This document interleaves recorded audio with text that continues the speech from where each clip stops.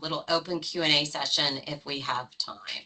So, welcome, Donna McCartney. Donna, hi. You mind Hello, good providing your morning. introduction and tell us a little bit about yourself and how you came to Hospice of Cincinnati? Absolutely. Good morning. So my name is Donna McCartney. I am a clinical social worker. I have been with the Goldstein Family Grief Center for 5 years as of last week, which is mind-boggling. It's been a very fast 5 years. But I spent the first 15 years of my career in the healthcare setting working in grief, loss, and trauma. So an acute awareness of how little the outside world understands the reality of grief and loss, and how important it is that we address the issues of grief and loss across the continuum of care. So I am obviously doing most of my work in grief and loss after the death of a loved one, and working with the families that we serve here, but hopeful today to be able to provide an introduction to grief and loss, all of the ways it impacts individuals and families, some of the theoretical frameworks, and then how to support those who are navigating loss, and also how to take care of yourself when you're walking alongside people who are navigating grief and loss, which I think is incredibly important. Do you want me to just keep going, Lori? Yeah, sure. Are you able to control the slides or, yep, Yep, I there we can. go. So objectives for today are going to be to define grief and the impact of grief and loss on the individuals and families, like I said. To talk about secondary losses, which I think in some of your work with families, they might start anticipating some of the secondary losses after the death of a loved one. And then talk about tools for caring for yourself when grieving and tools for caring for individuals on their grief journeys. Um, I start almost all of my presentations talking about myths and grief, because I think one of the things that we are confronted when we are navigating grief journeys and anticipating grief journeys is that we are socially accustomed and expecting grief to be very different than the lived experience of grief. So I'm often talking with people about unlearning what we expected the grief process to be in order to make room for the reality of the grief experience. So these are some of the myths that I think really impact how people perceive themselves and their grief journeys if they are still kind of under the interpretation that these myths are reality. One of the myths and experiences is that we've started using the words grief and mourning interchangeably. And grief is going to be something that we carry with us. It is the thoughts and feelings that we have in anticipation of or at the time of a loss. And mourning is the outward expression of that grief. And so what happens when we use those words interchangeably, which we've done, is that when we no longer see somebody outwardly expressing their grief and outwardly mourning, people kind of breathe a sigh of relief and take it as, okay, they're back to normal, everything is good. We don't have to check in with their grief perspective from a grief perspective anymore. And as you'll see, as we go through the slide and as we go through the presentation, grief is very much something that we carry with us throughout our lives. So it is a very different experience, and it's not something that is going to go away just when we stop expressing it outwardly. Myth number 2 is that there is a predictable and orderly progression to the grief experience. We're going to talk about some of the theoretical frameworks. I think everybody, especially that's doing in this doula role, will have heard of Elizabeth Kubler-Ross. When she put out those 5 stages of grief, when she wrote her first book on death and dying, we as a culture just gravitated because we thought we finally had a roadmap to grief. And she really spent the rest of her career trying to put the brakes on that, saying that was not my intention. This is not something that is going to be neat and orderly. It is something we as humans want it to be neat and orderly because it's so messy and chaotic, but there is not a right way or a wrong way, and there's definitely not an orderly progression to the grief experience. We buy a lot into the notion of it is best to move away from grief instead of toward it. And I think that comes from the avoidance culturally of grief in general. People are real quick to say, don't go there if it reminds you of your person. Put away the pictures if it's reminding you that they're no longer here. But there are some really key things from a grief perspective that can come from leaning into our grief and moving toward the grief and giving ourselves permission to sit with and feel the feelings that we are going to be experiencing, and giving ourselves the capacity to find that balance. It's not one or the other, but it's how do I find balance in acknowledging my grief, leaning into my grief, and also giving myself permission to live. And we're going to talk about that in the next slide when we talk about integrated grief. Tears expressing grief are a sign of weakness. We put so much social weight on the physiological act of crying. And I spend a lot of time talking with individuals, especially when I'm doing grief education out in the community, that we need to shift the narrative surrounding the act of tears. Everything we say in regards to crying is said in the negative. I will tell people, as a grief counselor, I sit in an office and people come with the intention of working through grief and talking through those experiences. And as soon as somebody starts crying in my office, the first thing that they do is apologize. And I think it's really fascinating that we are in places and spaces that are supposed to be safe, and we are still judging that physiological response to the pain that we carry. So I really try hard to help people shift that narrative of tears don't have a social weight. Tears are a physiological response to the very human feelings I'm experiencing, whether it is pain, whether it is suffering, whether it is sadness, that it is all very normal, and that it is indeed not something that we should be judging ourselves on the way that we do. And myth number 5 is the goal is to get over our grief. And that is not the case. People come in and day out, and they want to know, what do I need to do to get better? What do I need to do to feel better?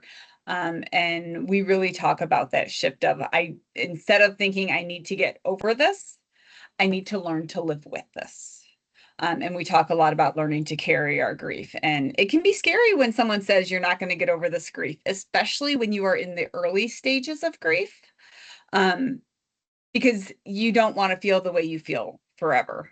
So there's a fine line between acknowledging that the grief is something we are always going to carry, but that grief is going to change and evolve over time. I see I got a hand. I'll take your question in just a second. Okay, great. I'm very cognizant to not use the word better, that time, like that grief will get better with time, or that time heals all wounds. Because when we use the word better and we use the word heal, we give an illusion of no hard days. And when we expect that we're over it and we expect that things are better or that I'm healed, then we're a lot harder on ourselves when we have a very normal, very human grief reaction down the road. And so it's that recognition of grief will change, it will shift, and it will evolve, but that it absolutely can come to the surface at different points in time. Okay, great. Carolyn had a question? Yeah. I'll go ahead and unmute her. Okay. Go ahead, Carolyn. You should be able to unmute yourself.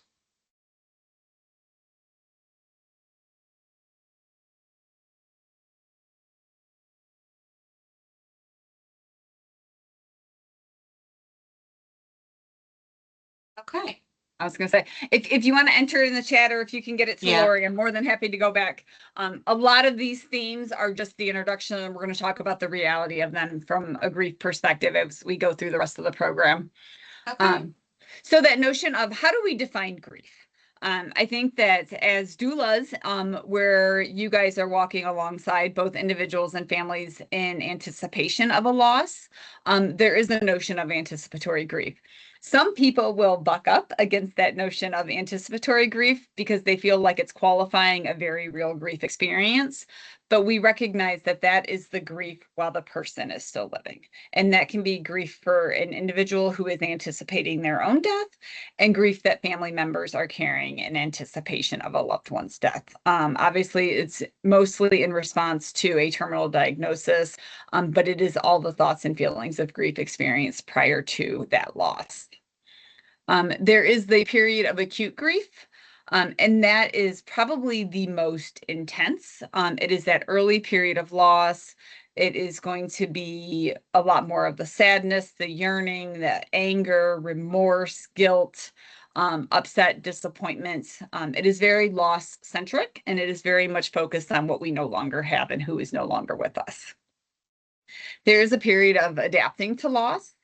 And that's that notion of accepting the reality and kind of going back and forth of, okay, this is my reality, but I can live. And there can be some vacillation in that period. And we often talk about liminal space, where there's a period of time where we start to recognize I am in a new space. I don't know where I'm going yet, but it can be a period of trial and error and figuring out, how do I live this life, and how do I take care of myself, and how do I acknowledge my grief, and how do I work towards this becoming my reality. And then there's that period of integrated grief. And that's what I was talking about earlier. That is the grief that we know we are going to carry with us. It is the lasting form. Some people will describe it as that bittersweet. And I think it's just that recognition of knowing that we can carry our grief and still continue to live. And we're carrying both. It doesn't have to be one or the other, that they both become very much integrated in who we are. There is a diagnosis that came out probably 3 or 4 years ago in the DSM, which is the Diagnostic Manual for Mental Health Providers. And they had included a prolonged grief disorder from a diagnostic perspective. And it got a lot of pushback from the grief community early on, because we spent so much time trying to remove any pathology from the human grief experience. But I do think there's a recognition that there are some people who do get stuck in their grief, and there are some people who need additional support and resources to be able to navigate their grief journeys. And so knowing that diagnosis will help people access that support, we still try to make sure that we are not pathologizing it, but that we are letting people know that diagnosis can be a avenue to get the help and support that people need while navigating a grief and loss journey. Who experiences grief? Anybody has the capacity to experience grief. Infants, toddlers, and youth. We are really good about acknowledging the fact that kids and adolescents are going to grieve differently over the course of their development. We forget that we as adults continue to grow and evolve over the course of our adult development life. And the same with the elderly as they are continuing to grow and reach later stages of development. And so it's a recognition of we all grieve in different ways, and we all grieve in different ways at different stages in our lives. I also included families in there, because a family as a whole can be grieving, but I think it's important to notice that even as a family grieves one person, all of the individuals may grieve in different ways. And I think that you might see some of that, especially nearing end of life or in the time right after a loss, where people are in very different places and spaces and needing very different things, and how important it is to normalize and validate that if someone needs to be present and wants to be present, to give those opportunities. If someone is saying that they don't want to be, that we want to respect and give the individuals what they need. So that notion of a family is grieving together, but they are also might be grieving all as individuals. And there are a number of losses that result in grief. Obviously, this is going to be more death-centered because of the work that we do, but it is not uncommon for other losses to come to the surface when somebody is grieving. So you might hear people talk about other losses that they've experienced, because they tend, if they are losses that were unresolved, they can come to the surface in very different ways. And so we know that grief is very much layered. So just to kind of keep it on the forefront that we in the outside might see a death loss, and somebody else might be taken back and dealing with a different loss in a different capacity. And it's just a reminder that we want to meet people where they are and acknowledge the losses that they are working through. This is probably my favorite slide. This would be lovely if grief worked that way. I often give this presentation out in the community, and one of these days I want to get that clear paper or the translucent paper and have everybody draw like the loop-de-loops that represent their grief journey, and then put all the papers on top of each other, because there are going to be no two identical grief experiences. I also say the same thing for individuals. I think it would be really interesting to take that and do 4 pieces of paper, have an individual draw 4 of the loop-de-loops that represent 4 different losses that they've experienced as an individual, And even the loss experiences we have as an individual are not going to be identical. And I think that sometimes once we've navigated a loss, we have an expectation that we know what we're doing, or even those of us that work in the field have a notion of, man, I know what we're doing. And that is not necessarily always the case. We are also very human in the process. And knowing and living loss experiences can be incredibly difficult. So a couple of theoretical frameworks. I don't want to get too much in it, but obviously we know the 5 stages. And then Dr. Roberta Teams and the strobe and shoot models are very similar, but I do have images that go along with both that I like very much. This is probably my favorite for the 5 stages of grief, because as much as we would like for them to be able to be compartmentalized like they are in the top row, the bottom row is absolutely reality. You recognize the overlap, you recognize the variation in colors, the intensity, how long they might stay, if it's a little dot, if it's a big dot. And it's just that recognition that this is expected, this is normal, this is something that we want to be normalizing for those that are going to be navigating grief and loss. It is not as linear as we would like it to be. I think it's not always as clustered as it is right there in the beginning, but if you look really close, you can see the arrow right here at the end, and there is an acknowledgement that it is going to be a continuation. And so I think it's important to recognize how that is going to impact and change over the course of time. The strobe and shoot model is probably my favorite because I do think there's a recognition when people understand that we are very much focused on loss in that acute stage of grief. And then we shift into that restoration focus, but there's so much vacillation between the two early on. I think once we have a good day, we kind of breathe a sigh of relief and it's like, okay, I got this. And then it's like, oh, wait, never mind, I'm back here. And so that image and that recognition of we can go back and forth, that there are times that are going to require us to be really intentional to navigate our grief. And there are going to be other times where we are focusing on our new roles and new identities, but it again is not linear, and that we have to find the balance. And I like the notion of eventually down the road, there's overlap in that we are doing both. And so instead of the vacillation back and forth in the extreme, that essentially we start to live in that middle space. And I think it's important to recognize that that is possible, even when you're feeling like you're bouncing back and forth like this image recognizes. The impact of grief. I think so many people think that grief is in our head. And we don't necessarily recognize all of the ways it impacts us. Grief is very much the emotional reaction: sadness, anger, guilt, anxiety, helplessness, shock and denial.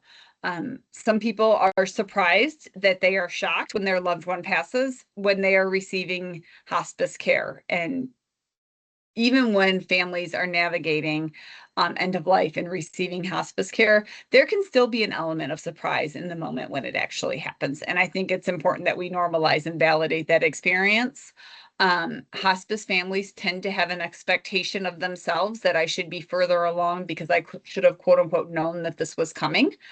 And we have a quote on the wall in our office that I was prepared for their death, but not for their absence. And I think it's important to recognize and help people understand that they are allowed to experience those things, even in instances when they may have been anticipating a death. There's changes in our behaviors. Our sleep changes, appetite changes, our social interactions can change. We might find ourselves withdrawing and isolating. We might find ourselves throwing ourselves into every activity possible because we're distracting ourselves. So it's just maintaining an awareness of what am I doing and how might this be different and how might it be impacted by our grief experiences. Physical sensations and cognitive sensations are 2 that I talk about. And I think it's important to acknowledge, we know that there are absolute changes in physical sensations that we can experience in grief. That's tightness in your chest, hollow stomach, that like oversensitivity or dryness in your throat, in your mouth, people can experience weight gain, weight loss, exhaustion. People feel like heart palpitations. Um, and I know that a lot of people recognize that that very much could be grief, but I also think it's very important to recognize that we never want to assume something is grief. I'd much rather have somebody reach out, have a conversation with the provider, make sure that they are taking care of themselves and not just making an assumption. I really talk about this a lot with the family members that we serve that were connected with hospice, because many of them were caregivers for a long period of time. And caregivers tend to neglect their own care in the midst of that. So if you are ever talking with somebody or supporting a family member and they're describing those things and they're writing it off to anxiety or the grief or the anticipatory grief, making sure that we're encouraging them to have conversations with their providers, because we do know that that stress and that physical impact and that neglect, it can also be something else presenting. So I always give that disclaimer. I don't want anyone to ever assume that it is grief. Same thing with the cognitive changes. It is that preoccupation with the grief and loss. People will come in and say, I can't concentrate, I can't read anymore, I can't remember anything anymore. And a lot of people will come in and use the quote and say, in quotes, I'm losing my mind as a result of this. Because I'm not able to remember, my short-term memory is gone. And I don't necessarily think that it is usually something organic and that it is their memory is gone. It is more often than not a preoccupation with the grief and the loss, that we are present, but we're not fully present in the same way that we have been. Whether it's in conversations, whether when we're trying to pick up a book and read it, if we're trying to watch a show and our brain is taking us 3 or 4 other places over the course of that. I had a client once that came in and she's like, something is wrong with me. I am so preoccupied by death. Every book I pick up, every movie I watch, every television show, somebody's dying in everything that I am watching and seeing and doing. And we started talking about some of the things. And then we had a conversation about the fact that she's read a lot of books prior to this where there was death, and that there is often death in movies and there's often death in TV, especially in the shows that she was talking about watching. We become so focused on loss because of our lived experience that it's not necessarily that we're seeing more of it, it's that we are more aware of what we are seeing. And I think sometimes having the awareness of when things come to the surface in different ways. I often will say it's kind of like the new car scenario. You get a new car and all of a sudden everybody's driving it. And it's that we have an awareness that this happens. And from a grief and loss perspective, we have an awareness that this happens, and then we feel for the people that are navigating it. And I think it's so important to give yourself grace. For those that are insistent that it's cognitive decline, I always tell them the same thing from a physical perspective. If you are that concerned, have a conversation with your provider. Have an evaluation, talk with a professional. I don't want anyone to ever assume it's grief, but I also do want to normalize, because I don't want people to be fearful of going and getting the support that they need. So this is one of my favorite lists from a grief perspective. It's from the work of Judith Scretany, but it's the things to know about grief. And I think it's the least sugar-coated list that exists out there.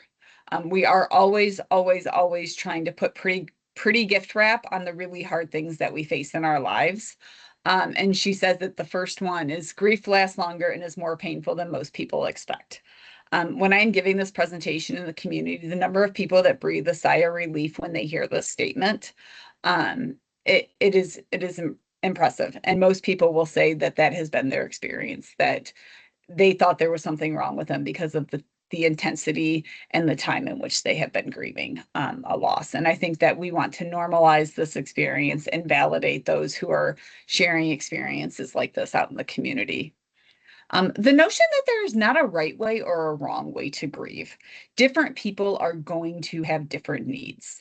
When I'm working with individuals in grief counseling, individuals and families have different needs. Some people want to go to the cemetery. They want to be together in a large group when milestones occur. And then there might be one person in the family that doesn't. And then I'm always getting the concern of they're not grieving, they're just avoiding, they're denying. And That's not always necessarily the case.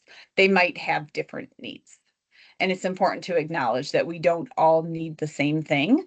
And there is not a right way or a wrong way as long as you're being intentional to do the grief work. I've gotten called out a couple times in the community because a few people have said there are wrong ways to grieve in regards to avoidance, drugs, alcohol, numbing, all of those things. And I agree. And I would put that under the category of there are unhealthy ways to grieve. So there's no right or wrong way if you're being intentional to do your grief work. There are absolutely healthy and unhealthy ways, and we want to be cognizant of making sure that we're not going to make unhealthy choices that are actually going to make things more difficult for us from a grief perspective. Number 3 is probably a favorite among the grieving people that I have worked with, and they are all in agreement that the least helpful thing for grieving people is somebody else telling them what they should be doing. People who are navigating grief and loss have had so much of their perception of control in their world taking away from them that other people telling them what to do just bristles and just feels like I've lost one more thing if I can't even make these decisions. So it's always one of those things that I acknowledge. I'm like, if you've navigated grief and you're supporting someone who's grieving, it's okay to say, you know what, I did this and this was helpful for me.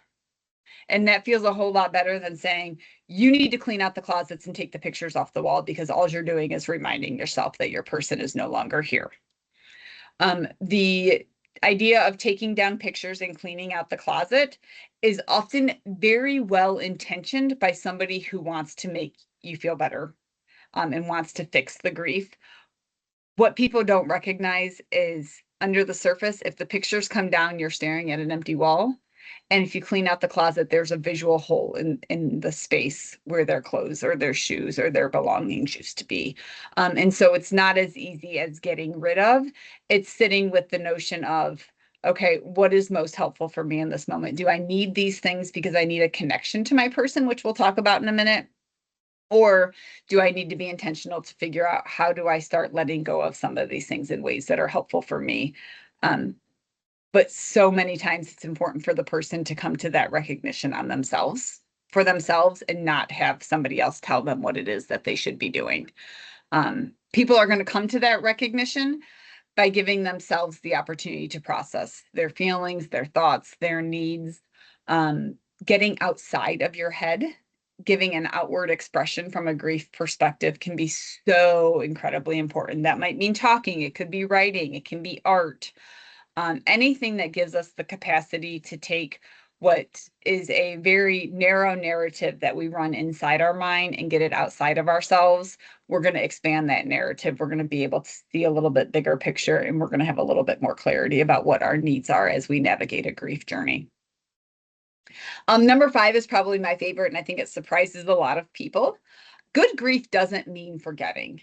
It's remembering and forming a new connection. We live in a world where we want everything to be so black and white that there is a push that this is final, your person's gone, you need to accept it and you need to move on. That's what the outside world tells us.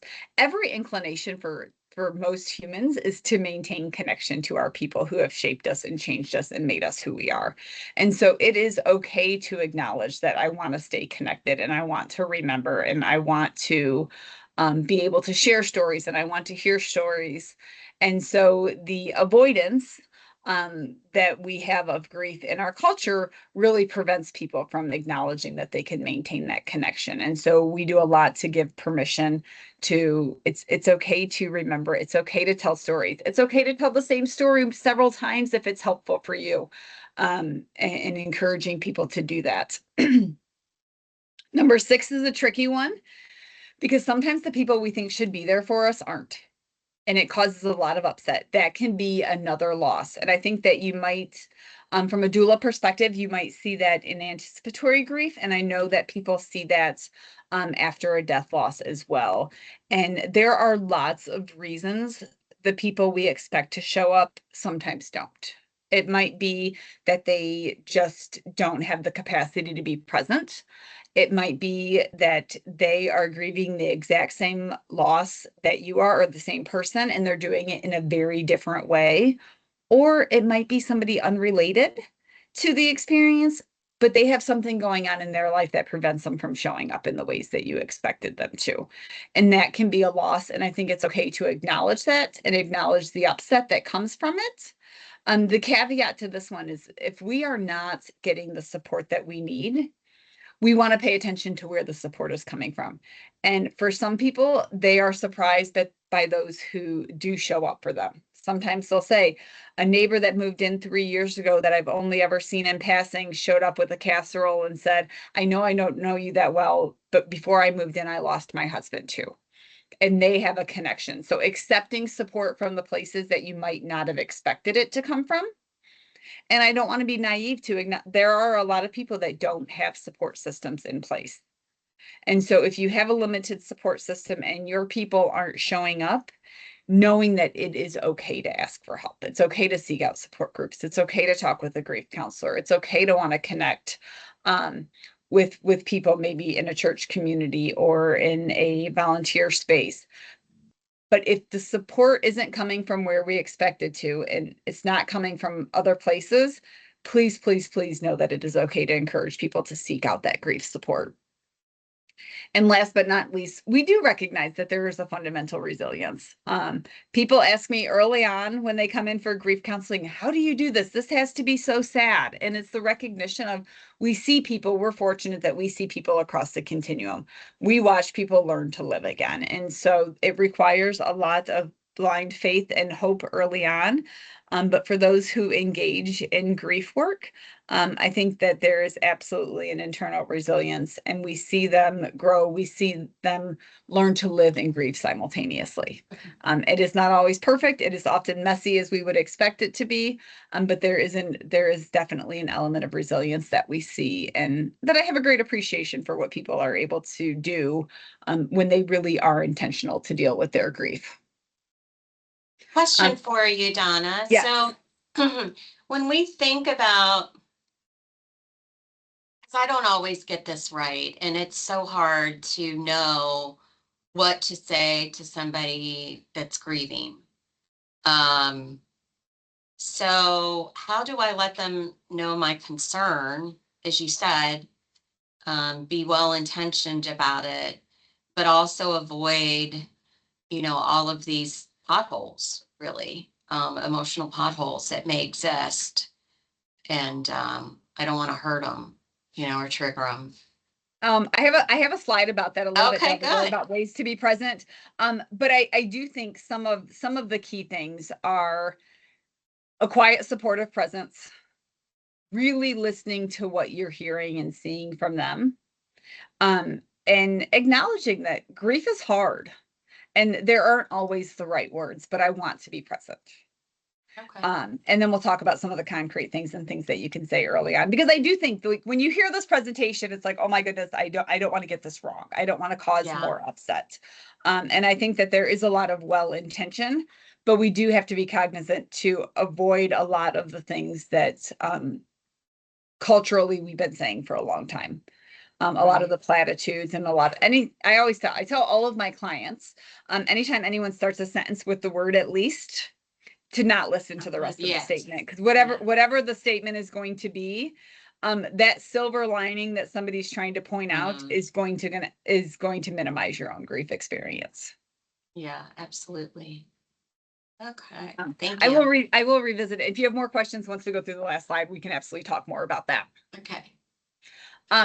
Variables that impact grief. And I think that this is really important because we want to look at each of our individual loss experiences. I use this a lot, but I'm always giving a disclaimer that these are variables that we can use to look at our own grief experiences. We as humans are comparative by nature. And so we tend to look at these and start making comparisons between the other losses that people, if you're at a grief group, people around the table might have had, or if you're out with family, you're thinking about the different experiences, or you're talking with a friend and you're comparing experiences. I think we really need to steer clear of comparisons in grief.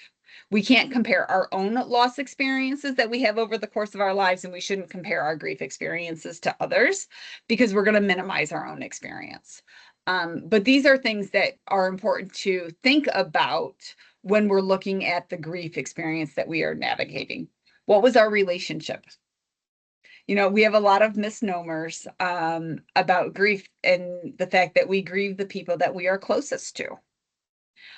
There are some people that we are not close to in our lives that we have significant grief reactions to when we die, and people are surprised by that. If there is estrangement in the family, if there is a divorce, the surviving ex-spouse may very much grieve that person, but also is grieving alongside the children that might be grieving the loss of a parent. And so people will discount their own grief based on relationship. But it's important to recognize that when we are grieving relationships that may have been estranged or there may have been discord, we're also grieving the fact that there's no longer that capacity for repair in the way we hoped. So I always want people to give themselves permission to grieve conflicted relationships and to not minimize those experiences.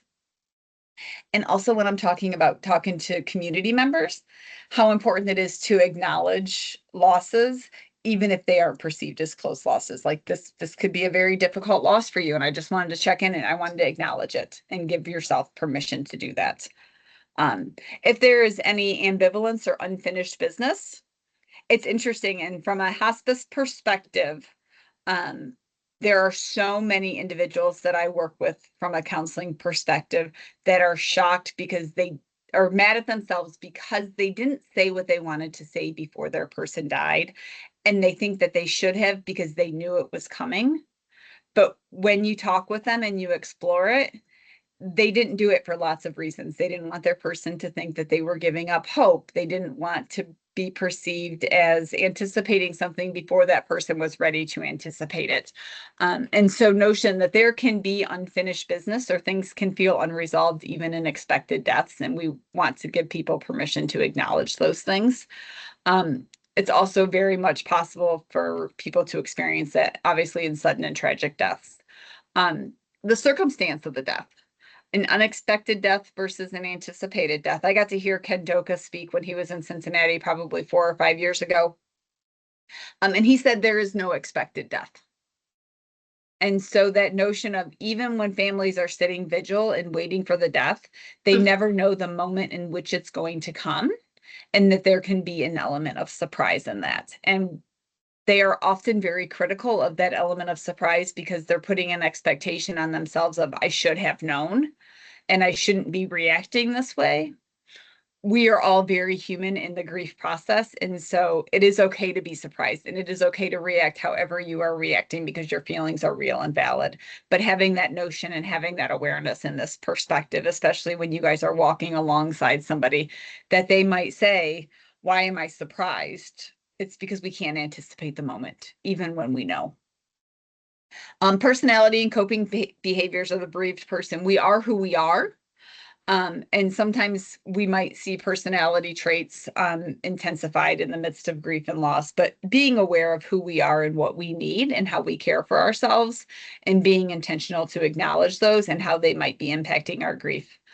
Social support, cultural support, religious support, all of those become ingrained in who we are. And so being able to acknowledge and think about what we thought before, and also knowing if I'm questioning some of the beliefs I may have always carried, that's okay. That can have an impact, but it also might look and feel different because of the grief experiences.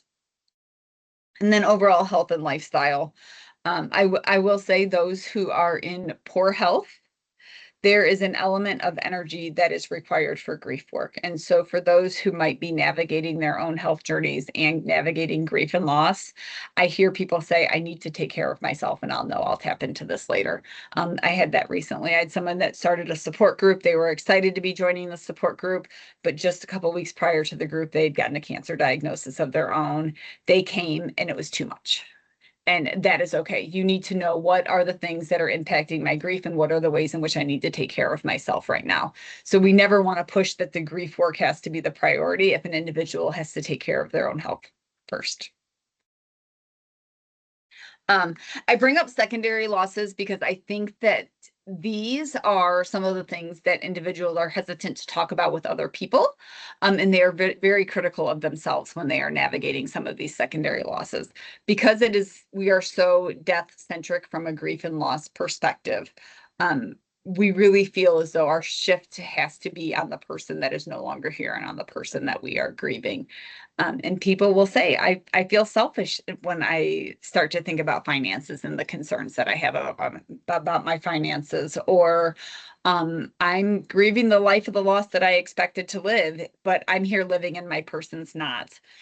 And so how important it is to say there are going to be so many losses that we experience as the result of a death. And it's not selfish, it's because we're human and everything looks and feels different. And we have to be able to acknowledge these losses to figure out how we move forward and we work through them and how they become incorporated in that integrated grief. But some of the things that people struggle with the most are identity. The loss of income is huge from a financial perspective. If they have to move, the loss of environment, loss of community, loss of their support system.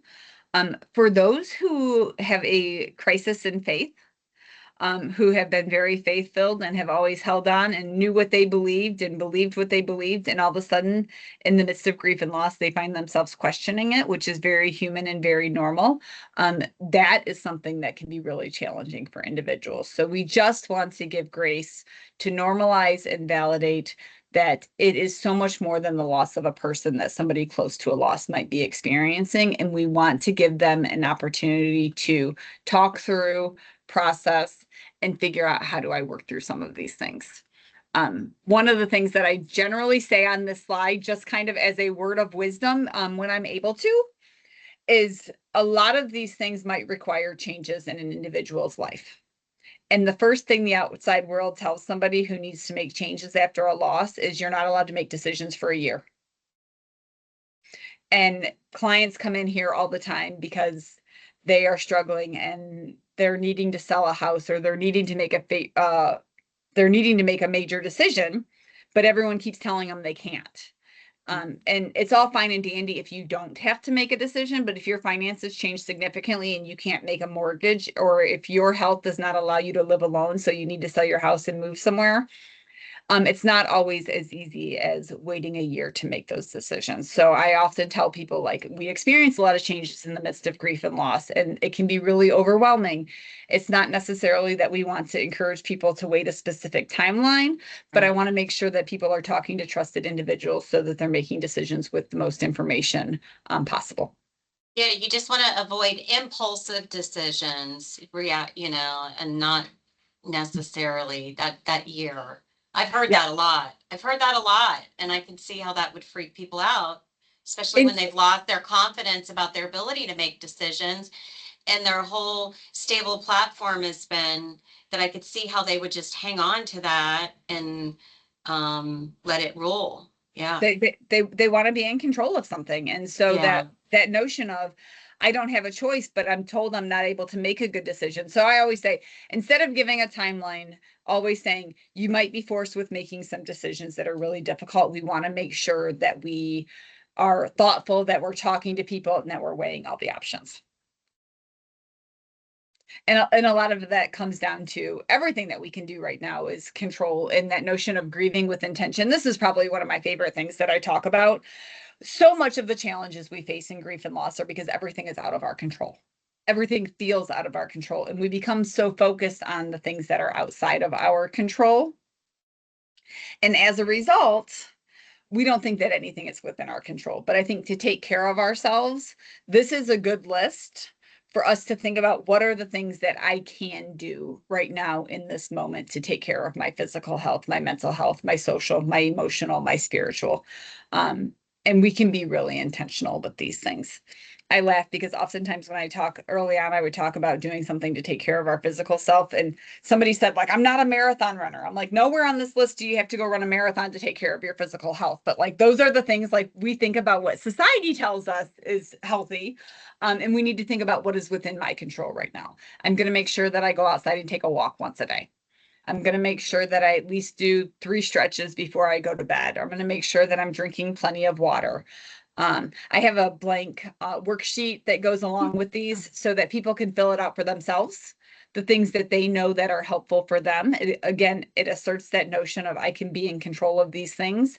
And on the days when we are really struggling, we have our own cheat sheet right there in front of us in our handwriting so that we can pull off this list what things are most helpful for me. I Donna, speak to this. what is compartmentalizing? Like just saying, I'm not going to think about my grief right now. I'm going to set it aside. I'm going to think about it later. Is that helpful or not helpful for people? I think if you are, so when you're looking at it in perspective with this slide, I think there are times where we absolutely have to compartmentalize, right? For those that are having to be caregivers while taking care of somebody. And if you go to the depths of grief when you're taking care of somebody, you're not going to be able to be fully present and care for the way. Or if you have to go back to work, if you have to be out in the community, we have to compartmentalize. But I think it's always important to then know that I'm going to go back to this and I'm not going to just suppress it and move on and pretend it didn't happen. I'm going to be intentional to sit with this. I'm going to do journaling. I'm going to do something that gives me the capacity to tap into the things that I wasn't able to tap into in the moments earlier today because of whatever constraints I was in during that time. And so I think having either an emotional or spiritual or mental practice that gives us the capacity to revisit and create an outlet for those things. If we compartmentalize to the point of suppression, the analogy that I give is it's like a balloon. You just push and push and push and bury and bury and bury. And 2 things happen when you have a balloon. It either pops and scares you and everybody around you when it happens, or it's like if you let go of it and it feels completely and totally out of our control and we're grasping and trying to catch something that we can't catch. And so if we have to compartmentalize, it's even more important to be intentional to revisit and create those outlets for yourself outside of those times. Awesome. Thank you. Oh, you're welcome. Couple more slides and then I'll talk about what we do and hopefully I'll have time for a question or two. Caring for yourself. Make sure that as you are companioning and walking alongside grieving people, we have to be in a space that we are taking care of ourselves. We are human in this process as well. So being aware of how difficult this can be.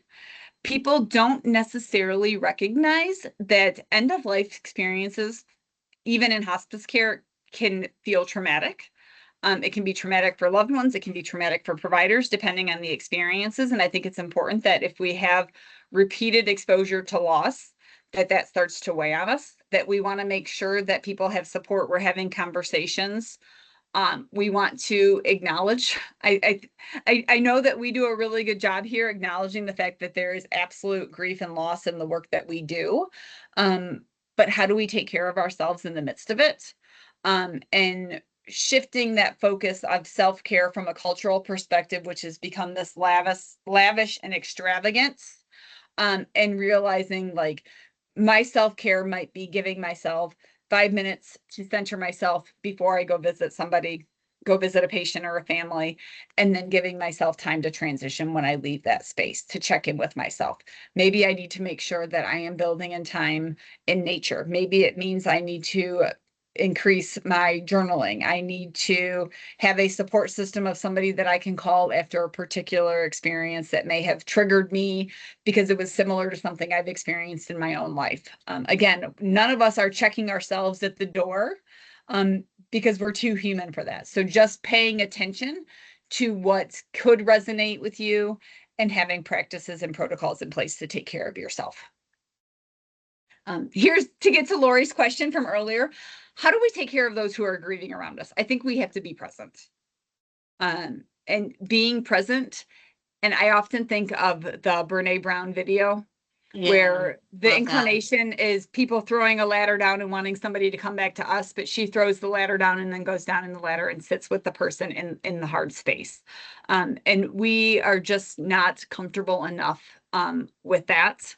One of my favorite grief books that I didn't read early on because I really didn't like the title to start with, but it's Nora McInerny's Hot Young Widows Club.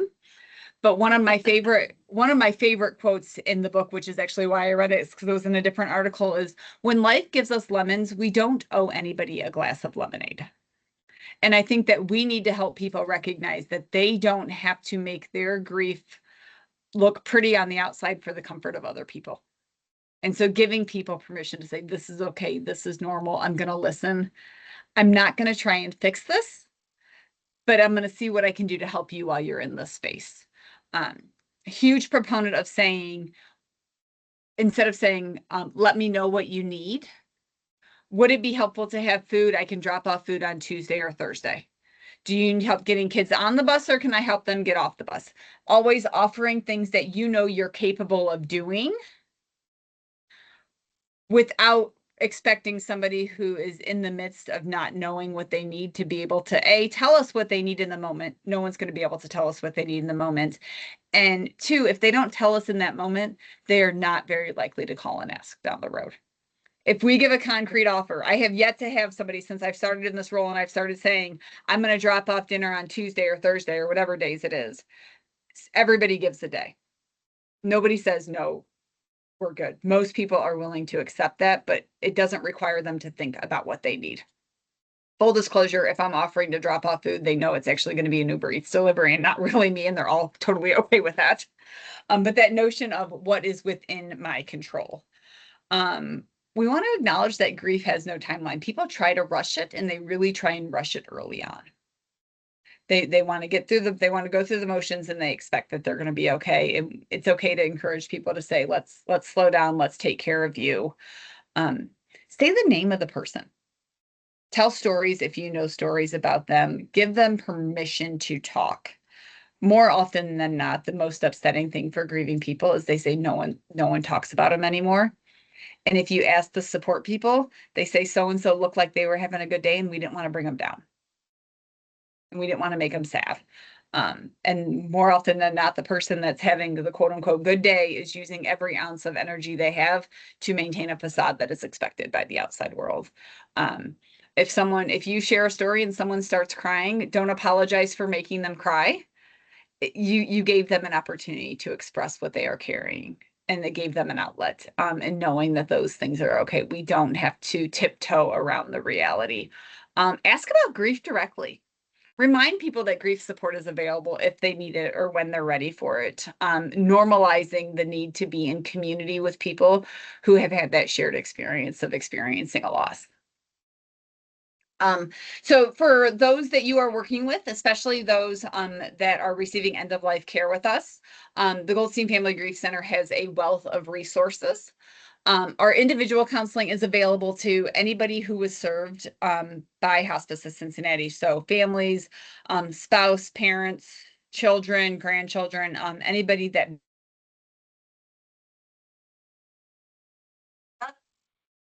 Audio cut out. all There of you go. our what? Your audio cut out for just a second, but you're back.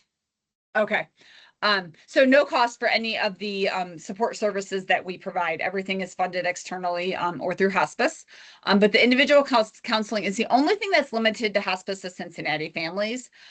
Everything else is open to anybody in the community who you might encounter that's navigating a grief and a loss as well. All of our support groups are loss specific. So we have spouse, partner, parent loss, child loss.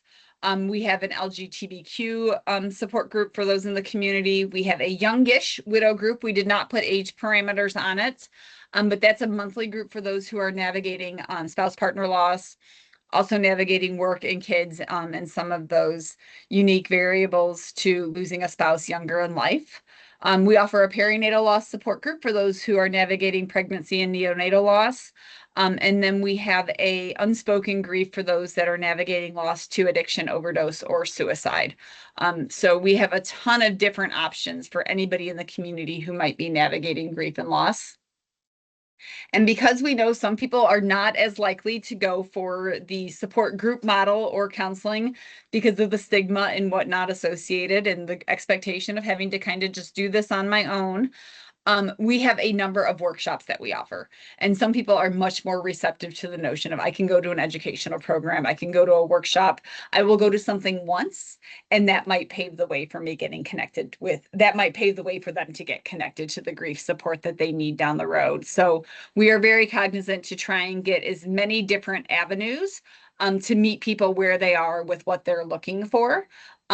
With my new role that I stepped into in March doing community outreach and education, we're also taking a lot of these educational programs and the workshops out in the community to make sure that we're able to connect with people in more places and spaces, especially if they wouldn't be able to traditionally get to Blue Ash because of distance or transportation or other barriers.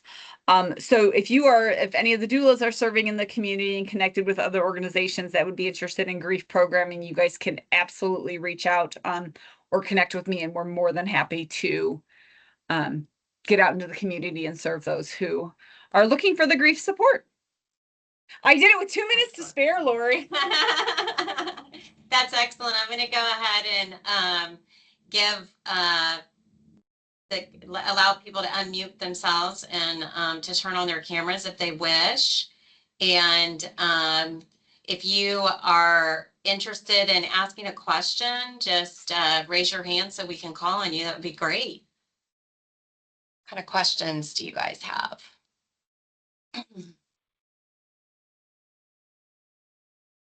Oh, Carolyn's typing. I see. I was going to say, I threw a lot of information at you guys really quick. She said, thank you for the presentation. You're Excellent. welcome. I agree. I agree. Thank you. you. You talk a lot about the parallels between divorce and death and loss. And it's kind of interesting to me. I didn't think about loss as being kind of that overall, you know, group of loss. So my question would be about, does one loss trigger or resurface feelings of other loss that have been come back? Does it make it raw again, or do you see that? I think the best visual is if we have unresolved loss from the past, the most recent loss is kind of like a magnet and everything comes up to the surface, especially the unresolved. And now there are losses that people have worked through in the past that will come to the surface, but I don't see those previous losses that have really been intentionally worked through aren't as much of a barrier to the current grief work. It's the past unresolved losses that really can present a barrier because it gets really knotted and tangled up, and there can be a lot of different variables that come up from different losses and different experiences. And if you just start kind of pulling at them like you're pulling at a knot because you're just trying to get to the one that you're supposed to be, and quote, supposed to be, we tend to tighten that knot up. So we have to really be intentional to sit with and acknowledge. There have been a number of people that I have worked with. And I know that your question was kind of like the non-death and death losses, but I think something that I see a lot here is a child loss, adult child loses one parent, immediately becomes the caregiver for the other parent. Second parent dies, and they find themselves grieving the first parent more than the second one because they never felt like they had that opportunity. So I think sometimes we really have to sit and listen to what our clients are saying to figure out kind of where our starting point has to be, because losses do get tangled up. Yeah. I think about it. I met with a patient, well, I met with a caregiver recently, a spouse who her husband was dying, and they had lost 3 of 4 adult children. And it just, and she was just really upset, of course, but she also just talked about like that she had a callus, like she was numb, numb to really experiencing even that she was losing, her husband, because she had just been wounded so many times from those other 3 losses. That it was just really powerful to think about how those were focused, came back up. Those were the ones that she wanted to talk about. It wasn't necessarily what she was going through with her husband. Yeah. And I think it's so important to remember that when we are navigating grief and loss, we are an entire person. And grief sneaks into every single facet of our lives. And so we're never only going to be talking about one thing, because all of the ways in which we are shaped and changed by the person that we're grieving, all of the previous lived experiences that we've lived alongside them.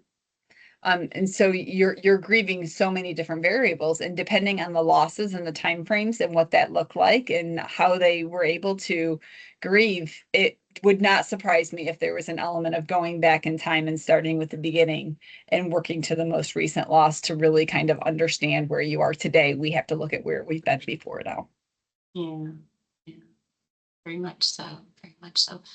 Well, if there's no more questions, I just want to thank everyone for attending today, and we will be sharing the slides and the recording on our VicNet and community education site. So thank you, everyone. Thank you, Donna, for your time.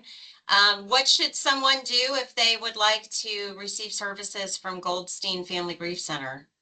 All of our information is right here. The Okay. families that you guys are working with are getting the information from the social work and chaplain in their hospice packets. And then we do regular follow-up. We're sending stuff in the mail at 1, 6, and 12 months. And then we are placing calls to families between 35 and 45 days. So if you're talking with somebody and you want to do a warm handoff per se, because you have a connection with them, this is all of our information. I can absolutely get copies of these cards to you guys. Lori, do you have these in your office for volunteers? I don't think we do, but I think we should, I really think we should. It would be a nice thing to add to our volunteer folders for them to have. They carry the guide for caring, but maybe this would be even nicer. So it's a one card, it's two-sided, and it requires very little thought, and you don't have to read a whole lot to figure out what you're going to get and who you're going to. It's just if you're looking for grief support, it requires the least. Just call us.